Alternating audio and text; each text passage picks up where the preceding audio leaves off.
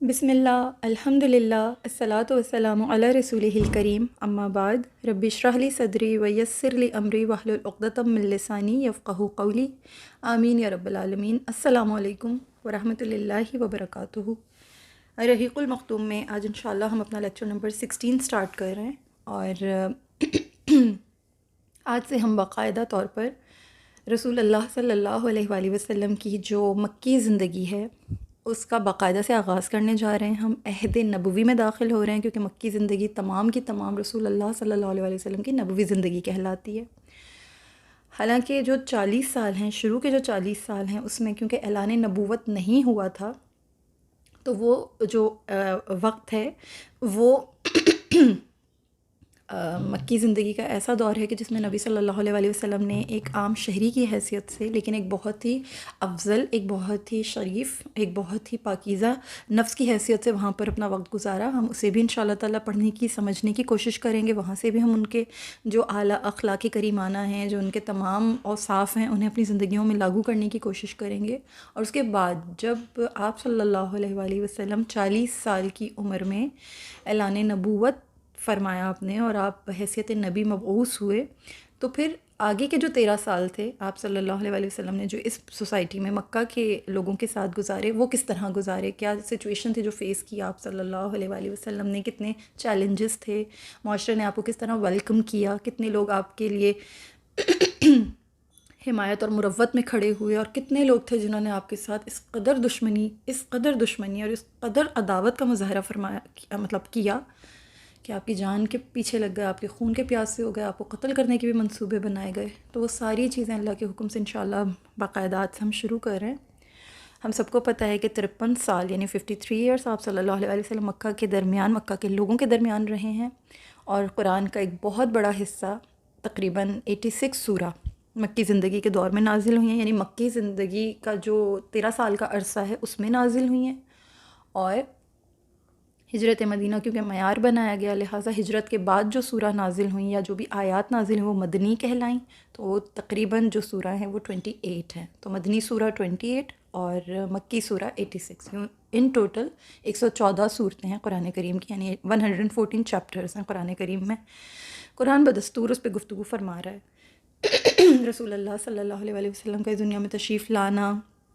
آپ صلی اللہ علیہ وآلہ وسلم کا جو کچھ بھی آپ صلی اللہ علیہ وآلہ وسلم سے متعلق گفتگو ہوئی ہے، وہ انشاءاللہ تعالی ہم دیکھیں گے کہ قرآن کریم نے کن عنوانات کے ساتھ رسول اللہ صلی اللہ علیہ وآلہ وسلم کے آنے، بھیجے جانے، مبعوث ہونے، جلوہ گر ہونے کے لیے یعنی بیان فرمایا ہے، اور حضور صلی اللہ علیہ وآلہ وسلم کی تشریف آوری کو کس طرح سے بیان کر کے ان کی عظمت کا اظہار کیا ہے۔ تو یہ ساری چیزیں انشاءاللہ تعالی ہم پڑھیں گے اپنے اس مکی زندگی کے دور میں، اور پھر آگے انشاءاللہ اللہ کے حکم سے ہم مدنی زندگی میں داخل ہوں گے، تو پھر غزوات اور بہت ساری چیزیں سمجھنے کے لیے میں اپنے ٹاپک کی طرف آتی ہوں۔ ولادت باسعادت میرا آج کا ٹاپک ہے۔ ہم نے زمانہ ولادت کو دیکھنا ہے، اس میں ہونے والے واقعات کی طرف تھوڑی روشنی ڈالنی ہے، اور کچھ خاص چیزیں جو آپ کے ساتھ میں ذکر کرنا چاہوں گی۔ ہم اپنے پچھلے تمام لیکچرز میں پڑھتے آئے ہیں کہ جس وقت انسانیت آمریت اور شہنشائیت کے ظلم و ستم کا شکار تھی، شرف انسانی کی ہر قدر آلموسٹ پامال ہو چکی تھی، صرف جزیرۃ العرب میں ہی نہیں بلکہ پوری دنیا ظلم و جبر، ظلم و ستم کا ایک منظرنامہ پیش کر رہی تھی، اور انسانی حقوق کا ہر تصور حکمرانوں کی انا کی گرد میں گم ہو چکا تھا۔ یعنی انہیں کوئی فرق نہیں پڑتا تھا اس بات سے کہ انسانوں کے بیسک جو رائٹس ہیں، بیسک ہیومن رائٹس، ہم ان کو کس طرح سے پرووائڈ کر رہے ہیں، وہ فیسلٹیز، وہ تمام جو ان کے حقوق ہیں، ہم کتنا ان کو پامال کریں، انہیں ان باتوں سے کوئی غرض نہیں تھی۔ ان کی عیش و عشرت، ان کے محلات، ان کی اولادیں، ان کا اپنا جو ایک ٹھاٹ باٹ تھا وہ سلامت رہے، باقی دنیا جا بھاڑ میں، ایگزیکٹلی لائک آج کے حکمران۔ ہماری سراؤنڈنگ میں ہم سب کچھ دیکھ رہے ہیں، آنکھوں سے وٹنس کر رہے ہیں، ایسی ہی سچویشن تھی اس سوسائٹی کی بھی، کوئی خاص فرق نہیں ہے۔ اس وقت بھی ڈارکنیس تھی، اور آج بھی اس اعتبار سے چاروں طرف آپ کو ڈارکنیس ہی نظر آ رہی ہے۔ طبقاتی کشمکش تمام تر قباحتوں کے ساتھ ابن آدم کا مقدر بنی ہوئی تھی، سیم لائک ٹوڈے۔ آج بھی ہم دیکھتے ہیں ہماری سوسائٹی کے اندر جو سو کالڈ ایلیٹس ہیں یا so called upper middle class ہے، وہ غریبوں کے ساتھ کیا سلوک کرتی ہے، طبقاتی نظام ہماری معاشرے میں، ہماری سوسائٹی میں بھی کس قدر پنجے گاڑ کے بیٹھا ہوا ہے، ہم یہ دیکھ رہے ہیں اپنی آنکھوں سے، اور ہم سب کی یہ ذمہ داری ہے کہ ہم اس طبقاتی کشمکش کو ختم کریں، ہم سب ایز این انڈیویژول آگے بڑھیں، اور ہم اس ایک تو مٹیریلزم کو اپنے اندر سے ختم کریں، اپنے اندر سے بناوٹوں کو ختم کریں، اپنے اندر سے فیکنس کو نکال کے کھرچ کے باہر پھینکیں، اور اوریجنل رہیں، جو ہیں وہ رہیں، دوسرے کو عزت دینا سیکھیں، دوسرے کا احترام کرنا سیکھیں۔ معاشرے میں بیلنس انڈیویژول سے قائم ہوتا ہے، فرد واحد ہی قوم کے مقدر کا ستارہ بنتی ہے۔ اقبال نے بہت خوبصورت شعر کہا ہے فرد واحد ہے قوم کے مقدر کا ستارہ۔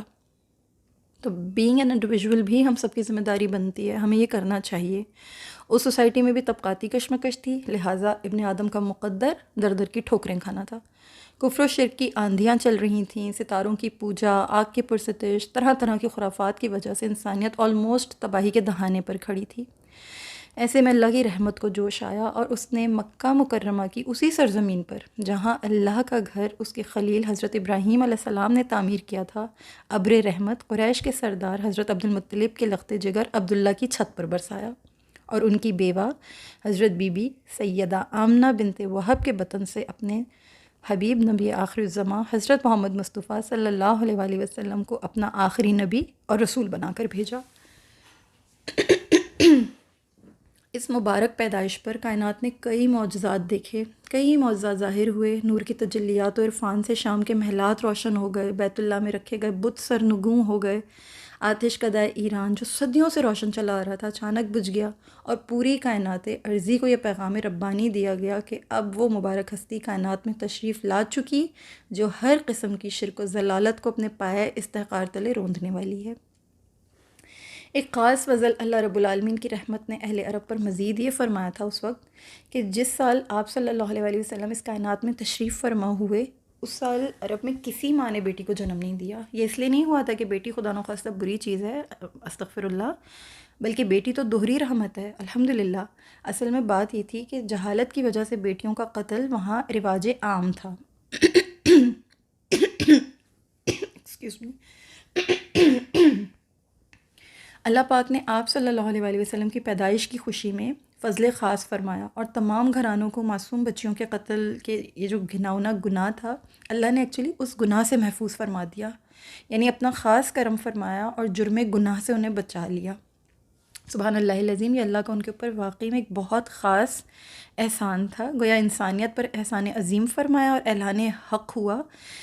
جسے قرآن کریم ان الفاظ میں بیان کرتا ہے، وما ارسلناک الا رحمت للعالمین۔ اللہ تعالیٰ نے آپ صلی اللہ علیہ وآلہ وسلم کو یقیناً پورے جہانوں کے لیے رحمت بنا کر بھیجا تھا، تو یہ اعلان فرمایا کہ ہم نے آپ صلی اللہ علیہ وآلہ وسلم کو تمام جہانوں کے لیے رحمت بنا کر بھیجا ہے۔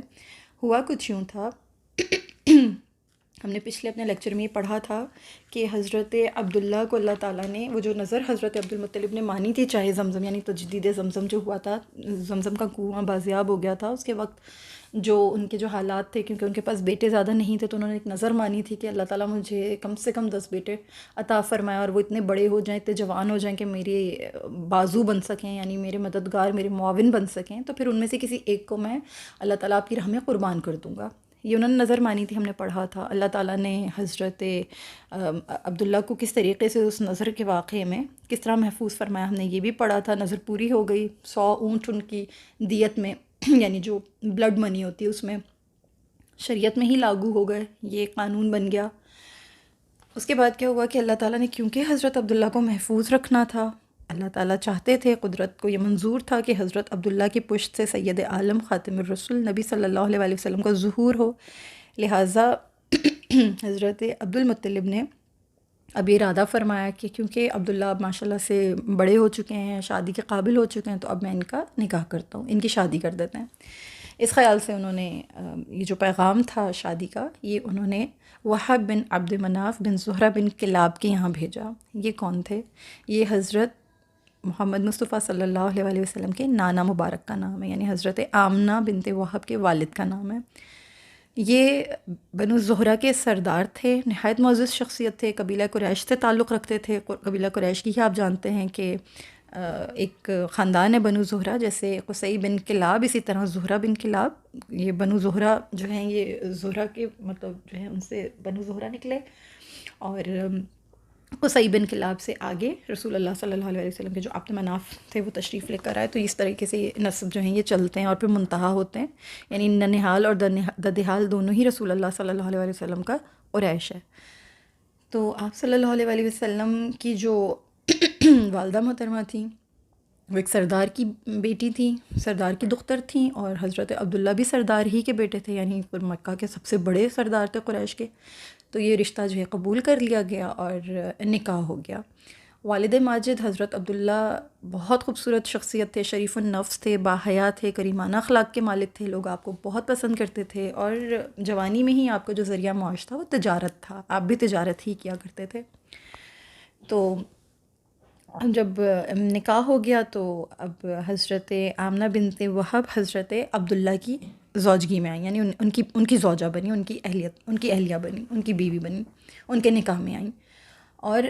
انہی وہب کے ایک بھائی ہم نے پڑھا تھا کہ وہیب نام تھا ان کا، آپ کو اگر یاد ہو، ہم نے جب شجرہ نسب پڑھا تھا تو ہم نے بنو زہرہ کی جو ہم نے برانچز دیکھی تھیں، آپ میں سے جن میری بہنوں کو یاد ہے انہیں یہ اچھی طرح سے ذہن میں ہوگا کہ بنو زہرہ جب ہم پڑھ رہے تھے تو بنو زہرہ میں ہم نے دیکھا تھا کہ زہرہ کے بیٹے تھے عبد مناف، اور عبد مناف کے دو بیٹے تھے وہب اور وہیب۔ تو جو وہب ہے نا یہ حضرت آمنہ کے والد ہیں، اور جو وہیب تھے وہ حالہ بنت وہیب کے والد تھے۔ حالہ بنت وہیب کون تھیں؟ رسول اللہ صلی اللہ علیہ وسلم کی دادی، یعنی حضرت عبد المطلب کی زوجہ، یعنی آمنہ اور حالہ بنت وہیب اور آمنہ بنت وہب، یہ دونوں ایک دوسرے کی کزنس تھیں، یہ چچا زاد بہنیں تھیں آپس میں۔ حضرت عبد المطلب ایک بار یمن کے سفر پہ گئے تو وہاں ایک یہودی کاہن سے ان کی ملاقات ہوئی، تو اس یہودی کاہن نے حضرت عبد المطلب کو دیکھ کر ان سے یہ کہا کہ مجھے آپ کے ایک ہاتھ میں شرف سرداری اور دوسرے ہاتھ میں نبوت نظر آ رہی ہے، مگر اس نبوت میں بنو زہرہ کا بھی حصہ ہے، تو آپ جب واپس جائیں یہاں سے تو آپ بنو زہرہ میں شادی کر لیں۔ مجھے بنو زہرہ میں بھی یہ آثار نظر آ رہے ہیں، نبوت کے آثار مجھے وہاں سے بھی نظر آ رہے ہیں، یعنی نبوت مجھے بنو ہاشم اور بنو زہرہ میں نظر آ رہی ہے۔ جب حضرت عبد المطلب واپس آئے اس سفر سے، یمن کے سفر سے واپس مکہ آئے، تو آپ نے پیغام بھجوایا، اور جو وہیب تھے ان کی صاحبزادی حالہ بنت وہیب سے آپ نے نکاح کر لیا۔ ان کے بطن سے حضرت حمزہ اور حضرت صفیہ رضی اللہ تعالیٰ عنہا دنیا میں تشریف لائیں۔ آپ نے پڑھا ہے نا، حضرت حمزہ رسول اللہ صلی اللہ علیہ وسلم کے چچا ہیں، یعنی حضرت عبداللہ بھی حضرت عبداللہ کے بھائی ہیں، لیکن کن سے ہیں، کن کے بطن سے ہیں؟ حضرت حالہ بنت وہیب، یعنی یوں کہہ لیجئے کہ رسول اللہ صلی اللہ علیہ وسلم کا حضرت حمزہ سے کیا رشتہ بنتا ہے؟ آپ صلی اللہ علیہ وسلم کے وہ چچا بھی ہیں، اور آپ صلی اللہ علیہ وسلم کے خالہ زاد بھائی بھی ہوئے، یعنی والدائیں دونوں سیم بہنیں ہیں نا، مطلب چچا زاد بہنیں، تو اس لحاظ سے خالہ بھی ہوئیں، وہ حالہ بنت وہب دادی بھی ہوئیں اور خالہ بھی ہوئیں، تو دوہرا رشتہ۔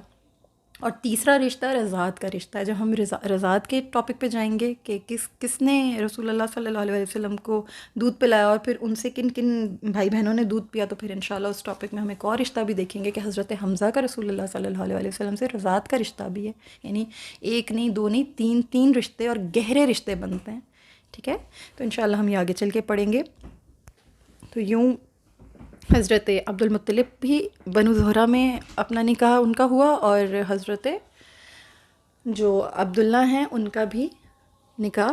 بنو زہرہ میں ہوا۔ حضرت عبداللہ کا نکاح حضرت آمنہ سے ہو گیا، لہٰذا حسب جو روایت تھی، جو حسب دستور، حضرت عبداللہ نے آمنہ بنت وہب سے شادی فرمائی، اور وہاں ان کے گھر میں 3 روز قیام کیا، قیام پذیر ہوئے، اور پھر رضائے الہی سے نور رسالت حضرت عبداللہ کی پشت مبارک سے رحم مادر آمنہ بنت وہب میں منتقل ہو گیا۔ ایک روایت میں آتا ہے کہ اسی سیم جو دن تھا، اسی سیم دن ہی، یعنی اسی دن جس دن نکاح ہوا، حضرت آمنہ رخصت ہو کے حضرت عبداللہ کے گھر آ گئیں۔ تو بہرحال اللہ کی جو بھی روایت صحیح ہے، ہوا یہی تھا کہ حضرت آمنہ کیونکہ رسول اللہ صلی اللہ علیہ وسلم کی والدہ بننے کے اعزاز کے لیے اللہ تعالیٰ نے چن لی تھیں، لہٰذا یہ حقیقت تھی، یہ ہو کے رہنی تھی۔ پھر یوں ہوا کہ کیونکہ حضرت عبداللہ تاجر تھے، تجارت پیشہ تھے، ان کا ذریعہ معاش تجارت تھا، تو فوراً شادی کے کچھ ٹائم کے بعد ایک قافلہ شام کی طرف جا رہا تھا، اور اس کے ساتھ حضرت عبداللہ نے بھی جانے کا جو ہے ارادہ فرمایا، اور وہ اس قافلے میں شامل ہو گئے۔ محمد بن سعد یہ بیان کرتے ہیں کہ حضرت عبداللہ شام میں غزہ کی طرف تجارتی قافلے میں گئے، خرید و فروخت سے فارغ ہو گئے تو واپسی میں مدینہ ٹھہرے۔ حضرت عبداللہ بیمار تھے، جب وہ وہاں سے واپس آئے تو رستے میں بیمار ہو گئے، مدینہ کی طرف سے ہی واپس آ رہے تھے۔ وہاں بنو نجار کے یہاں، جو کہ ان کے والد کا ننہال تھا، انہوں نے کچھ قیام فرمایا، تقریباً مہینہ بھر وہ وہیں موجود رہے۔ جتنے بھی باقی رفقا تھے وہ واپس آ گئے مکہ کی طرف، اور جب حضرت عبدالمطلب نے یہ دیکھا کہ سب واپس آ گئے مگر میرا عبداللہ واپس نہیں آیا ابھی تک، تو انہیں تشویش لاحق ہوئی۔ انہوں نے اپنے بڑے صاحبزادے حارث کو مدینہ روانہ کیا اور کہا کہ وہاں پہنچیں تو وہاں پہنچ کے بھائی کی خیریت پتہ کریں۔ جب حضرت عبداللہ کے بھائی حارث وہاں پہنچے مدینہ، اس وقت تک حضرت عبداللہ اللہ تعالیٰ کی بارگاہ میں جا چکے تھے، یعنی کہ ان کا انتقال ہو چکا تھا، وہ غریق رحمت ہو چکے تھے، اور ان کے رشتہ داروں نے ان کو دارالنابغہ میں ہی دفن بھی فرما دیا تھا، ان کی تدفین بھی ہو چکی تھی۔ چنانچہ حارث مکہ واپس چلے آئے اور اہل خانہ کو ان کی وفات کی خبر سنائی، تو ظاہری سی بات ہے سب بہن بھائی اور والدین نہایت غمگین ہوئے، بہت رنجیدہ ہوئے، اور روایات میں آتا ہے کہ آپ صلی اللہ علیہ وسلم کی ابھی ولادت نہیں ہوئی تھی، اور اس سے پہلے ہی آپ صلی اللہ علیہ وسلم مطلب تشریف بھی نہیں لائے تھے دنیا میں، آپ نے سانس بھی نہیں لیا تھا، اس سے بیشتر ہی آپ یتیم ہو چکے تھے۔ اور جو آپ کے والد ماجد ہیں ان کی عمر ایک روایت میں 25 سال بتائی جاتی ہے، اور ایک روایت میں آپ کی عمر 24 سال بھی بیان کی گئی ہے۔ واقدی رحمہ اللہ اور معمر رحمہ اللہ نے زہری سے نقل یہ کیا ہے کہ حضرت عبدالمطلب نے حضرت عبداللہ کو مدینہ کھجوریں لانے کے لیے روانہ کیا تھا، تو وہ وہیں فوت ہو گئے تھے۔ جو بھی صورتحال تھی، جو بھی قول آپ لینا چاہیں، کیونکہ حضرت جو مولانا صفی الرحمن مبارک پوری رحمہ اللہ ہیں، ان کی الرحیق المختوم میں بھی یہی روایت جو ہے یہ نقل ہے۔ راجح قول یہ ہے کہ واقدی اور ابن سعد سے منقول ہے کہ بس یہ بات طے شدہ ہے، حتمی ہے کہ پیدائش سے قبل ہی حضرت عبداللہ فوت ہو گئے تھے، اور یہ نہایت اعلیٰ درجے کی یتیمی تھی، آپ صلی اللہ علیہ وسلم کے جو حصے میں آئی تھی کہ آپ پیدائشی یتیم تھے۔ حضرت عبداللہ کا کل ترکہ 5 اونٹ، بکریوں کا ایک ریوڑ اور ایک حبشی کنیز جن کا نام برکہ تھا اور ان کی کنیت ایمن تھی، وہ ان کا کل ترکہ تھا، اور یہی وہ ایمن ہیں جنہوں نے سرکار دو عالم صلی اللہ علیہ وسلم کو گود کھلایا تھا، اور انہوں نے خوب پیار کیا تھا آپ صلی اللہ علیہ وسلم کے ساتھ، اور ایک طرح سے انہوں نے دایا اور کھلایا دونوں کا ہی رول پلے کیا تھا۔ انشاءاللہ تعالیٰ جب ہم رضاعت کے ٹاپک پہ جائیں گے نیکسٹ اپنے لیکچر میں، تو پھر میں انشاءاللہ تعالیٰ ان کا ذکر وہاں پہ اور تھوڑی ڈیٹیل میں کروں گی، کیونکہ انہوں نے بھی دودھ پلایا ہے، لہٰذا ان کا بھی ذکر آئے گا۔ کیونکہ بات ہو رہی ہے رسول اللہ صلی اللہ علیہ وسلم کی والدین کے اوپر، تو سیدہ آمنہ والدہ ماجدہ رسول صلی اللہ علیہ وسلم، ان کے فضائل بیان کرنا بہت ضروری ہیں۔ آپ صلی اللہ علیہ وسلم کی جو والدہ ماجدہ ہیں، ان کے لیے سب سے بڑی فضیلت تو یہی ہے کہ آپ آمنہ بنت وہب سرکار دو عالم سرور کونین سید الانبیاء محبوب خدا حضرت محمد مصطفیٰ صلی اللہ علیہ وسلم کی والدہ ماجدہ ہیں۔ یہ اپنے آپ میں ایک بہت بڑی فضیلت ہے، بہت بڑا اعزاز ہے، بہت بڑا شرف ہے۔ آپ سیدہ کی نمایاں خصوصیات یہ ہیں کہ آپ سیدہ نہایت ہی رحم دل، فیاض، پاکیزہ، طیب، پرہیزگار اور خدا ترس تھیں۔ حسن و جمال میں یکتا، فصاحت و بلاغت میں باک کمال، نیک سیرت اور نہایت پارسا خاتون تھیں۔ سیدہ آمنہ ایک بہترین شاعرہ بھی تھیں۔ عربی شاعری اور سیرت کی کتابوں میں حضور اقدس صلی اللہ علیہ وسلم کی والدہ ماجدہ کی شاعری کے نمونے ملتے ہیں۔ ان کی شاعری کا اظہار خاص طور پر 2 موقعوں پر ہوا ہے۔ اولاً آپ سیدہ نے اپنے شوہر عبداللہ کی وفات پر ایک مرثیہ کہا، اور وہ میں آپ کی اسکرین پہ یہاں چلا بھی رہی ہوں۔ مولانا صفی الرحمن مبارک پوری رحمہ اللہ نے بھی اس کو اپنی کتاب میں شامل کیا ہے۔ اور دوسرا مرثیہ، جب اپنی وفات کے وقت رسول اللہ صلی اللہ علیہ وسلم کے چہرہ انور کی جانب آپ کی نگاہ اٹھی تو آپ نے اس وقت بھی چند اشعار کہے تھے۔ ظاہر والدہ تھیں، ماں تھیں، اپنی چھوٹی سی اولاد، چھوٹے سے بچے کو دیکھ کر، ظاہر وہ بہت چھوٹے تھے رسول اللہ صلی اللہ علیہ وسلم عمر کے اعتبار سے، اس وقت عمر بہت ڈیلیکیٹ تھی، معصوم عمر تھی، تو ماں تھی، ماں کا دل پگھل گیا ہوگا، تو اس وقت بھی جب آپ صلی اللہ علیہ وسلم کے چہرہ انور کی جانب آپ کی نگاہ اٹھی تھی تو آپ سیدہ نے کچھ اشعار کہے تھے۔ اسی طرح آپ صلی اللہ علیہ وآلہ وسلم کو جب سیدہ آمنہ نے حلیمہ سعدیہ جو کہ ان کی دایاں ہیں جنہوں نے دودھ پلایا تھا، جب ان کے حوالے کیا تھا دودھ پلانے کی غرض سے، اس وقت بھی چند اشعار کہے تھے جو فصاحت و بلاغت کا عمدہ نمونہ ہیں۔ تو یعنی 2-3 مقامات پر سیدہ آمنہ بنت وہب رضی اللہ تعالیٰ عنہا کے اشعار جو ہیں وہ عربی شاعری میں اور سیرہ کی کتب میں ہمیں ملتے ہیں، اس سے معلوم ہوتا ہے کہ ان کی فصاحت، ان کی بلاغت میں کوئی شبہ نہ تھا، اور نہایت ہی فصاحت اور بلاغت کا مطلب کمال رکھتی تھیں، بہت عظمت حاصل تھی ان کو اس چیز میں بھی۔ تو الحمدللہ اللہ تعالیٰ ان کے درجات کو بلند فرمائے۔ ہم نے آپ صلی اللہ علیہ وآلہ وسلم کی والدہ اور آپ صلی اللہ علیہ وآلہ وسلم کے والد ماجد کے بارے میں جتنی ہمارے پاس اتھینٹک ریسورسز سے انفارمیشن تھی، خبریں تھیں، یا جو بھی ان کے بارے میں کتب میں موجود، الحمدللہ اللہ کی توفیق سے ہم نے انہیں پڑھنے کی کوشش کی، انہیں سمجھنے کی کوشش کی ہے۔ بات کو تھوڑا سا آگے لے کے چلتے ہیں اور ولادت باسعادت کے موضوع پر کچھ مزید فردر روشنی ڈالنے کی کوشش کرتے ہیں۔ اور اس سلسلے میں میری آپ سب سے ریکویسٹ ہے کہ دیکھیں، رسول اللہ صلی اللہ علیہ وآلہ وسلم کی جو عظمت ہے، جو شان ہے، اس کے بارے میں قرآن خود قصیدے پڑھتا ہے۔ قرآن کریم میں اللہ تعالیٰ فرما رہے ہیں وَرَفَعْنَا لَكَ ذِكْرَكَ، یہ ایسا ذکر ہے کہ اس کے بارے میں ایک شاعر کہتے ہیں کہ ذکر رسول کر نہیں سکتے زبان سے، ذکر رسول کر نہیں سکتے زبان سے، توفیق جب تک نہ ملے آسمان سے۔ اللہ کا بہت شعور کے ساتھ شکر ادا کیجئے کہ اللہ تعالیٰ نے مجھے اور آپ کو یہ ذکر کرنے کی توفیق عطا کی ہے۔ ہم رسول اللہ صلی اللہ علیہ وآلہ وسلم کی حیات طیبہ کا مطالعہ کر رہے ہیں، ہم بہت کوشش کر رہے ہیں کہ ہم ان تمام جو فضائل ہیں ان کو حاصل کر سکیں، ان برکات کو سمیٹ سکیں، اپنی زندگی کی اصلاح کر سکیں، اپنے اندر ان خوبیوں کو پیدا کر سکیں ان تعلیمات کی روشنی میں۔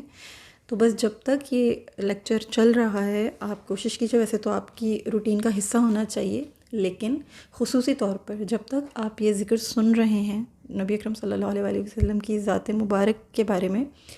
تو آپ لوگوں کو درود شریف کی کثرت کرنی چاہیے۔ میری آپ سب سے ریکویسٹ ہے کہ خوب درود و سلام پیش کیجیے نبی صلی اللہ علیہ وآلہ وسلم کی بارگاہ عالی شان میں، کیونکہ اللہ بھی اور اللہ کے ملائکہ بھی رسول اللہ صلی اللہ علیہ وآلہ وسلم پر درود و سلام بھیجتے ہیں۔ تو ہم سب کو بھی، جتنے ہم ایمان والے ہیں، ہم سب کو رسول اللہ صلی اللہ علیہ وسلم کی بارگاہ عالی شان میں کثرت کے ساتھ درود و سلام بھیجنا۔ یہ خوبصورت موقع ہے، جتنا ہو سکے لیکچر سنتے ہوئے درود و سلام پڑھیے، جتنا ہو سکے۔ اللہ ہم سب کو توفیق دے اور اللہ تعالیٰ اس کو ہم سے قبول فرمائے، آمین ثم آمین۔ پیدائش پہ مبارک کے بارے میں کچھ بات کر لیتے ہیں۔ نبی اکرم صلی اللہ علیہ وآلہ وسلم کی پیدائش مبارک ربیع الاول کے مہینے میں ہوئی۔ ربیع الاول بیسیکلی بہار کا پہلا مہینہ، یعنی پہلی بہار، ربیع الاول، یہ طبیعت کو ربیعت عطا کرتا ہے یہ مہینہ، اور یہ بہار پہلی بہار ہے، اسی لیے ربیع الاول کہا جاتا ہے۔ آپ صلی اللہ علیہ وآلہ وسلم عام الفیل کے سال پیدا ہوئے، جس سال عام الفیل کا واقعہ ہوا، یعنی جو ہم نے پڑھا تھا لاسٹ ٹائم، ابرہہ والا جو واقعہ تھا، واقعہ فیل، ہاتھی والا سال، کیونکہ اس دور میں عربس کے پاس کیلنڈرز نہیں ہوا کرتے تھے، تو وہ جو بہت خاص انسیڈنٹس ہوا کرتے تھے وہ ان کے ساتھ اپنے سالوں کو اور اپنے دنوں کو اور اپنی تمام جو خاص تاریخیں ہوتی تھیں انہیں شمار کیا کرتے تھے، وہ نشانی بنا لیا کرتے تھے اپنے خاص ایونٹس کو، خاص انسیڈنٹس کو۔ تو کیونکہ رسول اللہ صلی اللہ علیہ وآلہ وسلم کی پیدائش مبارک سے تقریباً 50 یا 55 دن پہلے یہ واقعہ فیل ہوا تھا، لہٰذا جس سال رسول اللہ صلی اللہ علیہ وآلہ وسلم اس دنیا میں تشریف لائے تو اس سال کو عام الفیل کہا جاتا ہے۔ اور تاریخ ولادت میں اختلاف ہے، لیکن اس قدر متفق علیہ ہے کہ وہ ربیع الاول کا مہینہ ہے جس میں آپ صلی اللہ علیہ وسلم کی پیدائش ہوئی، اور 2 شنبہ یعنی کہ پیر کا دن تھا، اور جو تاریخ ہے وہ 8 سے لے کر 12 تک منحصر ہے۔ بہت سے جو مصنفین ہیں اور بہت سارے جو تاریخ دان ہیں ان کے مطابق 12 ربیع الاول ہے، اور بہت سارے جو علماء ہیں ان میں سے کچھ 8 ربیع الاول پر بھی اتفاق کرتے ہیں، کچھ 2 ربیع الاول کے بارے میں کہتے ہیں، کچھ 10 ربیع الاول کے بارے میں کہتے ہیں، لیکن جمہور علماء کا جو اتفاق ہے وہ 12 ربیع الاول پر آ کر جو ہے ختم ہوتا ہے، یعنی 12 ربیع الاول کے اوپر جمہور کا اتفاق ہے۔ جمہور کے نزدیک یہی تاریخ مشہور ہے ایکچولی. یہ ابن اسحاق رحمہ اللہ نے اپنی کتاب میں بھی لکھا ہے، اور اس کو ابن عباس رضی اللہ تعالیٰ عنہ سے بیان کیا گیا ہے کہ رسول اللہ صلی اللہ علیہ وسلم عام الفیل میں بروز سوموار 12 ربیع الاول میں پیدا ہوئے، اسی روز مبعوث ہوئے، اسی روز معراج ہوا، اسی روز ہجرت کی، اور اسی روز فوت ہوئے. لہٰذا جمہور کے نزدیک یہی تاریخ مشہور ہے، واللہ عالم. اس کے علاوہ 10 ربیع الاول کے بارے میں بھی کہا جاتا ہے. حافظ ابن عساکر نے یہ ابو جعفر الباقر سے نقل کیا ہے، اور مجاہد نے شعبی سے بھی اس کو ذکر کیا ہے کہ 10 ربیع الاول کے دن آپ صلی اللہ علیہ وسلم کی ولادت باسعادت ہوئی تھی. اسی طرح 8 ربیع الاول کے بارے میں بھی بعض جو اہل علم ہیں، مورخین ہیں، وہ یہ نقل کرتے ہیں اور اسی کو درست قرار دیتے ہیں. حافظ کبیر محمد بن موسیٰ خوارزمی نے بھی اس کو درست قرار دیا ہے، اور حافظ ابو الخطاب بن وہیہ نے بھی اس کو ترجیح دی ہے. ٹھیک ہے، تو اسی لیے جمہور علماء 12 ربیع الاول کہتے ہیں، لیکن پھر بھی اس میں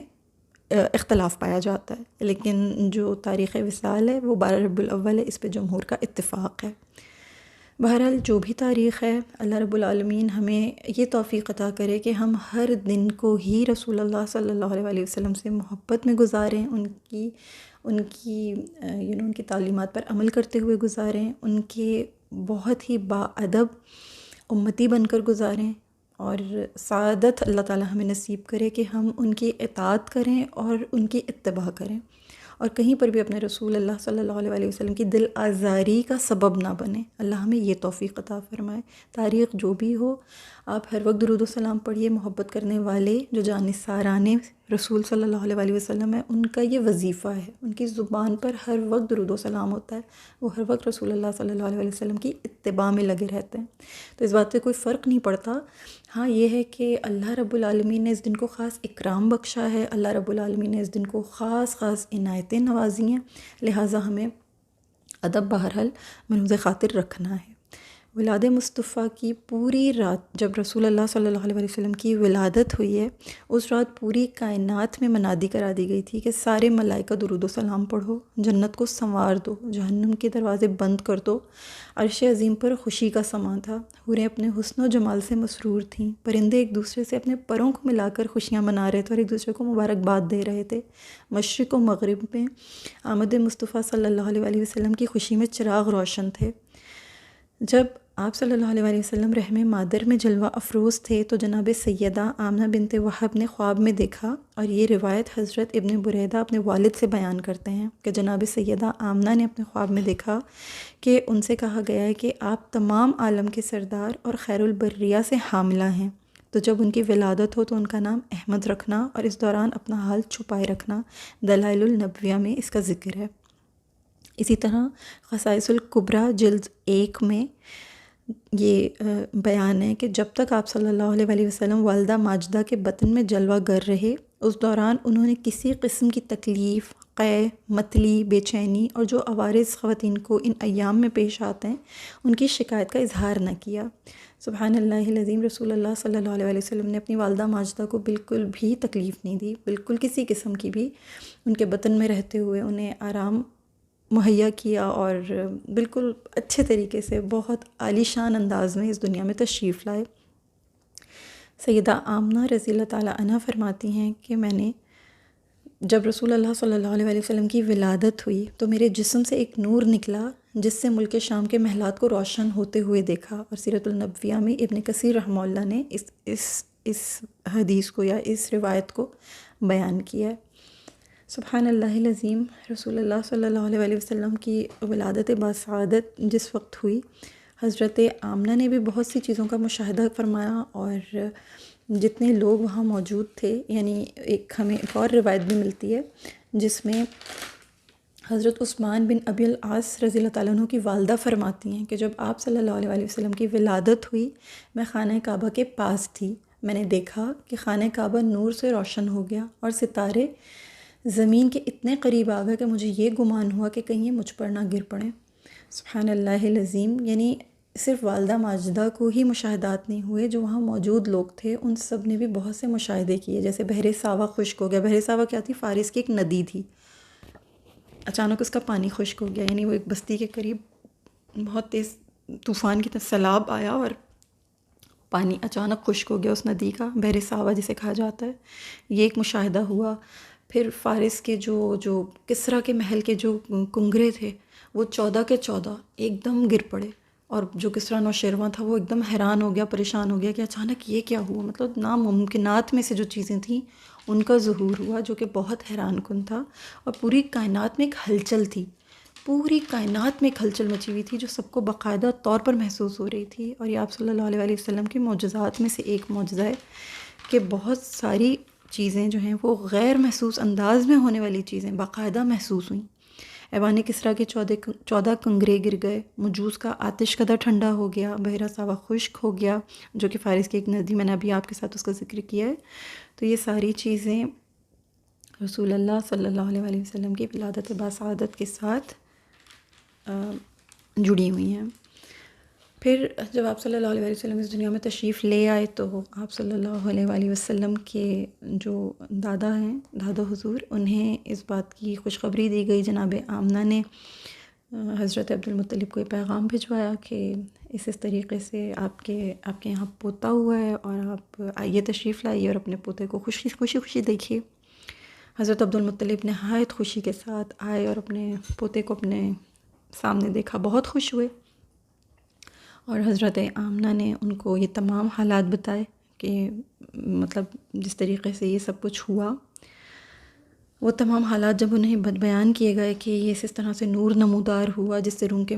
قصور و محلات روشن ہو گئے اور میں نے یہ سب کچھ دیکھا، تو حضرت عبد المطلب بہت خوش ہوئے، اور آپ صلی اللہ علیہ وسلم کو محمد بن اسحاق کہتے ہیں کہ حضرت عبد المطلب نے اللہ تعالیٰ کا شکر ادا کیا اور اپنے جو پوتے ہیں ان کو دیکھ کے اپنے ساتھ خانہ کعبہ میں لے کر آئے۔ خانہ کعبہ میں لا کے انہوں نے چند اشعار کہے، جس کا یہاں اردو ترجمہ میں آپ کے سامنے کر رہی ہوں، اور اسکرین کے اوپر آپ کے پاس یہ عربی میں چل رہا ہے کہ سب تعریف ہے اس ذات کی جس نے مجھے یہ پاکیزہ بچہ عطا کیا ہے، وہ گہوارے میں ہی سب بچوں سے فائق ہے، میں اسے بیت اللہ کی پناہ میں دیتا ہوں تاکہ وہ نوجوانوں کو کفایت کرنے والا ہو جائے اور میں اس کو توانا و طاقتور دیکھوں۔ یہ چند اشعار کہے اور بیت اللہ شریف کے چاروں کونوں سے آپ کو طواف کروایا، اور پھر آپ کا جو نام مبارک ہے وہ محمد تجویز کیا۔ محمد رسول اللہ صلی اللہ علیہ وسلم کا یہ نام تجویز آسمانوں پر بہت سال پہلے ہی ہو چکا تھا۔ جتنی آسمانی کتابیں ہیں ان میں کئی مقامات پر احمد کا نام تجویز کیا گیا۔ خود حضرت عیسیٰ علیہ السلام نے اپنی امت سے، اپنی قوم سے، اپنے بعد آنے والے نبی کی جو بشارت دی، جو خوشخبری سنائی، اس میں ان کا نام احمد بیان کیا، جس کو سورہ صف میں آیت نمبر 6 میں اللہ رب العالمین نے قرآن مجید میں بھی ارشاد فرمایا ہے، اور بہت سارے نبیوں نے محمد اور احمد کی بشارتیں دی ہیں۔ خوبصورت بات یہ ہے کہ رسول اللہ صلی اللہ علیہ وسلم کا یہ نام محمد اللہ تعالیٰ نے حضرت عبد المطلب کے دل میں الہام کیا۔ آسمانوں پر تو رسول اللہ صلی اللہ علیہ وسلم کو جانتے ہی تھے آسمانوں والے، لیکن حضرت عبد المطلب کو یہ اعزاز عطا ہوا کہ انہوں نے دنیا والوں کے لیے اس نام کو تجویز کیا۔ سبحان اللہ العظیم، یہ وہ محمد، یہ ایسا مبارک اسم ہے کہ جس کو اذان میں بھی پکارا جاتا ہے، اس بابرکت نام کو کلمے میں بھی پکارا جاتا ہے، اور آسمانوں پر بھی رب کائنات نے آپ صلی اللہ علیہ وسلم کی دنیا میں پیدائش سے نہ جانے کتنے ہزار سال پہلے اسے اپنے جو تخت کے جو ستون تھے ان کے اوپر تحریر کر رکھا تھا۔ اس نام کو حضرت عبد المطلب نے تجویز کیا۔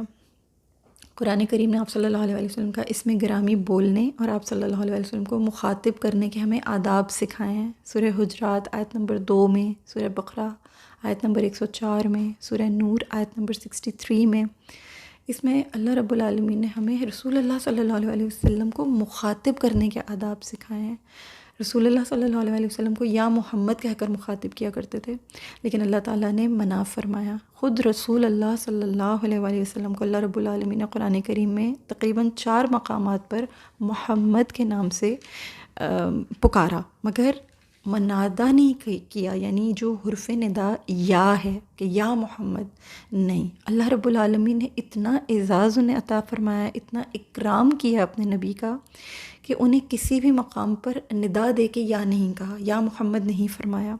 ان کا ذکر کیا ہے جہاں ضروری تھا، جہاں ان کے بارے میں خبر دینی تھی اور اس قسم کی خبر دینی تھی جس میں محمد صلی اللہ علیہ وسلم کا خاص ذکر کرنا لازم تھا۔ وہ مقام 4 ہیں، قرآن کریم نے 4 مقامات پر نبی اکرم صلی اللہ علیہ وآلہ وسلم کا ذکر محمد کے نام سے کیا ہے۔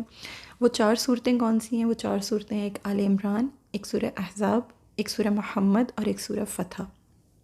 یہ 4 وہ سورہ ہیں، مگر سبحان اللہ العظیم اللہ رب العالمین نے یا کہہ کے مخاطب نہیں کیا، اکرام کیا اپنے نبی کا۔ یا کے ساتھ اللہ رب العالمین نے کس طریقے سے رسول اللہ صلی اللہ علیہ وسلم کو فرمایا، وہاں القابات استعمال کیے ہیں، القابات کے ساتھ رسول اللہ صلی اللہ علیہ وسلم کے توصیفی ناموں کے ساتھ پکارا ہے۔ اللہ نے اپنے نبی کا بہت اکرام کیا ہے، اللہ نے اپنے محبوب کو بہت خاص اعزاز عطا فرمایا ہے، سبحان اللہ العظیم۔ جو دیگر نام اور القابات رسول اللہ صلی اللہ علیہ وسلم کے ہیں، ہم ان کے اوپر بھی تھوڑی سی بات کر لیتے ہیں۔ آپ صلی اللہ علیہ وسلم کو ابو القاسم کے نام سے جانتے تھے، جو اہل مکہ تھے، کیونکہ رسول اللہ صلی اللہ علیہ وسلم کے بڑے شہزادے کا نام قاسم تھا، لہٰذا آپ صلی اللہ علیہ وسلم کی کنیت ابو القاسم ہے۔ اہل وطن نے آپ صلی اللہ علیہ وسلم کو بہت سے توصیفی لقب عطا کیے تھے، جس میں صادق اور امین یعنی سچ بولنے والا، امانت دار، یہ بھی آپ کو کہا جاتا تھا اور کہا جاتا ہے۔ اور پھر یہ کہ جو چند توصیفی نام جو خود رسول اللہ صلی اللہ علیہ وسلم نے صحابہ کرام کو بتائے وہ یہ ہیں: محمد یعنی سب سے زیادہ تعریف کیا گیا، احمد یعنی سب سے زیادہ حمد کرنے والا، ماہی کفر مٹانے والا، حاشر اکٹھا کرنے والا، عاقب جس کے بعد کوئی نبی نہیں یعنی عقب میں آنے والا۔ یہ تمام نام توصیفی نام رسول اللہ صلی اللہ علیہ وسلم نے اپنی زبان مبارک سے صحابہ کرام رضی اللہ تعالیٰ علیہم اجمعین کو بتائے تھے، اور یہ صحیحین میں موجود ہیں، یعنی بخاری و مسلم میں یہ حدیث ملتی ہے ہمیں۔ اس کے علاوہ رسول اللہ صلی اللہ علیہ وسلم کی جو مجموعہ حدیث صحیح مسلم کتاب الفضائل ہے، اس میں ایک اور ہمیں نام ملتا ہے جس کا معنی ہے مقفع یعنی معزز و مکرم۔ پھر نبی التوبہ، یہ بھی آپ صلی اللہ علیہ وسلم کا توصیفی نام ہے۔ نبی الرحمہ، رحمت والا نبی، یہ بھی آپ صلی اللہ علیہ وسلم کا توصیفی نام ہے۔ جو القابات قرآن کریم میں آپ صلی اللہ علیہ وسلم کو عطا ہوئے ہیں وہ تقریباً 19 ہیں، تقریباً 19 القابات ہیں جن سے آپ کو نوازا گیا قرآن کریم کی روح سے۔ ان القابات میں اس طریقے سے آپ کو مخاطب کیا گیا ہے کہ یا ایہا النبی، یا ایہا الرسول، یا ایہا المزمل، یا ایہا المدثر، یاسین، طٰہٰ، رعوف، رحیم، یہ تمام القابات آپ کو دیے گئے ہیں۔ اللہ تعالیٰ نے قرآن کریم میں تقریباً 17 بار استعمال فرمایا ہے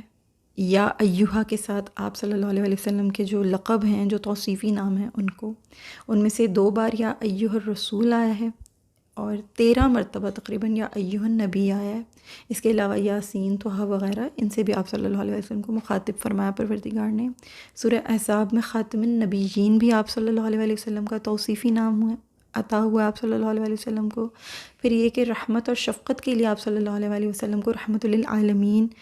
اور رعوف، رحیم، ان جیسے القابات بھی عطا ہوئے ہیں۔ رہنما کی حیثیت سے آپ کو سراج منیرہ، داعین، شاہد، رسول، مبین، مبشر، بشیر، نذیر جیسے القابات میسر ہیں۔ وہ توصیفی لقب جو آپ صلی اللہ علیہ وسلم کی بشریت کی دلیل بن کر قرآن کریم میں محفوظ ہیں وہ یہ ہیں: عبد، بشر اور صاحب۔ یہ القابات، یہ توصیفی لقب آپ صلی اللہ علیہ وسلم کی بشریت کی دلیل بن کر قرآن کریم میں محفوظ ہیں۔ پھر یہاں تک کہ آپ صلی اللہ علیہ وسلم کا ان پڑھ ہونے سے مراد یہ نہیں ہے کہ آپ صلی اللہ علیہ وسلم لکھنا یا پڑھنا جانتے نہیں تھے، بلکہ یہ کہ آپ صلی اللہ علیہ وسلم نے کسی سے دنیاوی اعتبار سے علم حاصل نہیں کیا۔ اور اس کا ایک معنی یوں بھی ہے کہ آپ امیین میں تشریف لائیں، یعنی آپ کی جو امت ہے وہ امیین ہیں، یعنی مکہ کے رہنے والے لوگ ہیں۔ ایسا نہیں کہ وہ ان پڑھ لوگ تھے، نہیں، وہ ایک امت ہیں جو امیین کہلاتی ہیں، ٹھیک ہے؟ تو آپ امیین کے سردار ہیں، آپ نبی الامی ہیں۔ پھر آپ صلی اللہ علیہ وسلم کی توصیفی شان ہے کہ آپ صلی اللہ علیہ وسلم کا لقب امی ہے، نبی الامی۔ ہم سب پر فرض ہے کہ جب بھی آپ صلی اللہ علیہ وسلم کا نام نامی سنیں، درود و سلام پیش کریں اور صحابہ کرام رضی اللہ تعالیٰ علیہم اجمعین ہمیشہ نہایت ادب سے آپ صلی اللہ علیہ وسلم کو مخاطب کیا کرتے تھے، یا رسول اللہ فرمایا کرتے تھے، یا نبی اللہ فرمایا کرتے تھے۔ اس طریقے سے با ادب ہو کے آپ صلی اللہ علیہ وسلم سے جو بھی اپنی حاجت ہوتی تھی، یا جو بھی اپنی ان کی جو کچھ بھی عرض کرنا ہوتا تھا وہ اس انداز میں عرض کیا کرتے تھے۔ یہودی گروہ کیا کرتا تھا، یا محمد کہہ کر مخاطب کیا کرتا تھا۔ قرآن کریم نے آپ صلی اللہ علیہ وسلم کو اس انداز میں مخاطب کرنے سے منع فرمایا ہے۔ تمام جتنی بھی نیکیاں ہوتی ہیں، جتنے بھی نیک اعمال ہوتے ہیں، وہ سب کے سب ختم ہو جائیں گے، نیکیاں برباد ہو جائیں گی، نیکیاں ضائع ہو جائیں گی اگر ہم نے رسول اللہ صلی اللہ علیہ وسلم کے نامی کے ساتھ ادب کا مظاہرہ نہیں کیا، ہم نے ادب سے اگر یہ نام نہیں پکارے۔ تو اللہ رب العالمین نے ہمیں بہت ساری چیزوں کے آداب بھی سکھائے ہیں کہ یہ نام بہت مبارک اور بہت عظیم الشان ہستی کا ہے۔